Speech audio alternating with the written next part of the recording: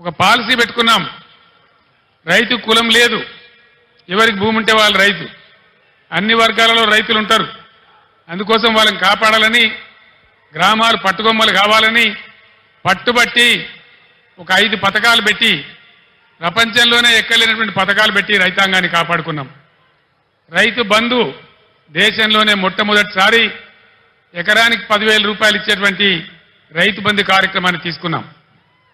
24 గంటలు రెప్పపాటు పోకుండా, మోటార్ కాలకుండా, ట్రాన్స్ఫార్మర్ కాలకుండా ఉండే విధంగా నాణ్యమైన కరెంట్ సరఫరా చేసుకున్నాం.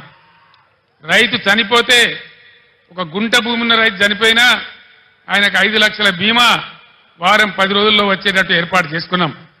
అదేవిధంగా రైతుల పంట మొత్తం ప్రభుత్వమే కొనుగోలు చేసి నేరుగా వాళ్ళ బ్యాంకులలో రైతు బంధు వచ్చే విధంగా చేసుకున్నాం. అదేవిధంగా ఇట్లాంటి కార్యక్రమాలతోని రైతులలో ఒక ధీమా, ఒక ఆత్మవిశ్వాసం కల్పించగలిగినాం. అంబేద్కర్ గారు, వెనుకబడిన తరగతుల గురించి పోరాటం చేసిన జ్యోతిబా పూలే గారు చూపించిన మార్గంలో గత 70 ఏళ్లలో లేనటువంటి 1100 గురుకుల పాఠశాలలు, వాటన్నిటిని జూనియర్ కాలేజీలుగా మార్చుకున్నాం. అవన్నీ కూడా మీ కళ్ళ ముందర ఉన్నాయి. కులము మతం లేకుండా దళితుల కోసం, గిరిజనుల కోసం, ముస్లిం వర్గాల కోసం, పేద వర్గాల కోసం, బలహీన వర్గాల కోసం 1100 రెసిడెన్షియల్ జూనియర్ కళాశాలలు ఈ రాష్ట్రంలో పెట్టుకున్నాం. దళిత బిడ్డలు, బీసీ బిడ్డలు, ఓసీ బిడ్డలలో కూడా నిరుపేదలు, గిరిజన బిడ్డలు ఎవరు కూడా విదేశాలకు పోయి చదువుకుందామంటే 20 లక్షల రూపాయల ఓవర్సీస్ స్కాలర్షిప్ ఇచ్చుకున్నాం. ఈరోజు ఇవన్నీ కూడా మాయమైనాయి. గత 5 నెలల్లో ఒక్క బిడ్డకు కూడా ఓవర్సీస్ స్కాలర్షిప్ ఈ ప్రభుత్వం ఇవ్వడం లేదు.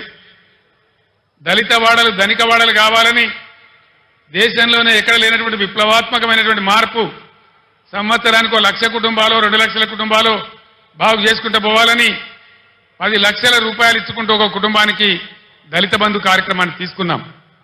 ఈరోజు కాంగ్రెస్ పార్టీ వాళ్ళు చెప్పినారు, కేసీఆర్ 10 లక్షల రూపాయలు ఇస్తా ఉన్నాడు, మా ప్రభుత్వం వస్తే మేము 12 లక్షల రూపాయలు ఇస్తాం అని ఆనాడు వాళ్ళు మాయ మాటలు చెప్పినారు. 1,30,000 మంది దళితులకు బీఆర్ఎస్ గవర్నమెంట్లోనే దళిత బంధు శాంక్షన్ చేసినాం. ప్రొసీడింగ్స్ ఇచ్చినాం, డబ్బులు జిల్లా కలెక్టర్లకు పంపించినాం. 12 లక్షలు ఇస్తామని నమ్మబలికిన ఈ కాంగ్రెస్ ఏం చేసింది? ఈరోజు ఒక్కలకు కూడా ఇవ్వడం లేదు. 10 లక్షలు కూడా ఇవ్వడం లేదు. 12 లక్షలు కాదు, కలెక్టర్లకు వచ్చినటువంటి డబ్బులు అకౌంట్లన్నీ ఫ్రీజ్ చేసి ప్రభుత్వం వాళ్ళ డబ్బులు వాపసు తీసుకున్నది. నేను ఒక్కటే మాట మీకు మనవి చేస్తా ఉన్నా, దయచేసి దళిత సమాజంలో ఉండే మేధావులు, దళిత యువత మీరు తీవ్రంగా ఆలోచన చేయాలి. మౌనంగా ఉంటే మన సమస్యలు పరిష్కారం కావు. పోరాటం చేయకుండా ఇది రాదు. నేను ప్రభుత్వానికి కూడా హెచ్చరిక చేస్తా ఉన్నా, 1,30,000 మంది దళిత బిడ్డలను నేనే స్వయంగా తోడుకొని వచ్చి సెక్రటేరియట్ పక్కన అంబేద్కర్ కాడ దీక్ష బట్టి మీ మెడలు వంచి అవన్నీ కూడా వాళ్ళకి ఇప్పిస్తామని మనవి చేస్తా ఉన్నా. ఇవాళ దళిత బిడ్డలకు నేను మనవి చేస్తా ఉన్నా, మరో ఎలక్షన్ వచ్చింది, పార్లమెంట్ ఎలక్షన్.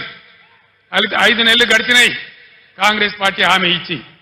మీ గ్రామాలకు, మీ మండలాలకు, మీ పట్టణాలకు వచ్చే కాంగ్రెస్ నాయకులను మీరు నిలదీయండి, అడగండి. ప్రజాస్వామ్యంలో మనకు హక్కున్నది. ఏమయ్యా మా దళిత బంధు ఏమైంది? మా ప్రొసీడింగ్స్ ఎందుకు రద్దు చేసిండ్రు? మీరు 12 లక్షలు ఇస్తామన్నారు కదా, అవి ఎక్కడ పోయినాయి అని చెప్పి నిలదీయండి, అడగండి అని చెప్పి నేను మనవి చేస్తా ఉన్నా. ఇవన్నీ మనం మౌనం పాటిస్తే కాదు, సందర్భం వచ్చినప్పుడు స్పందించాలి, అడగాలి, నోరు తెరవాలి, పోరాటం చేయాలి. అప్పుడే సాధ్యమవుతుంది. దానికోసం రేపు మీ ఎంపీ కాబోయే జ్ఞానేశ్వర్ గారు మొత్తం బీఆర్ఎస్ పార్టీ మీకు అండగా ఉంటుందని కూడా నేను మీ అందరికి హామీ ఇస్తా ఉన్నా.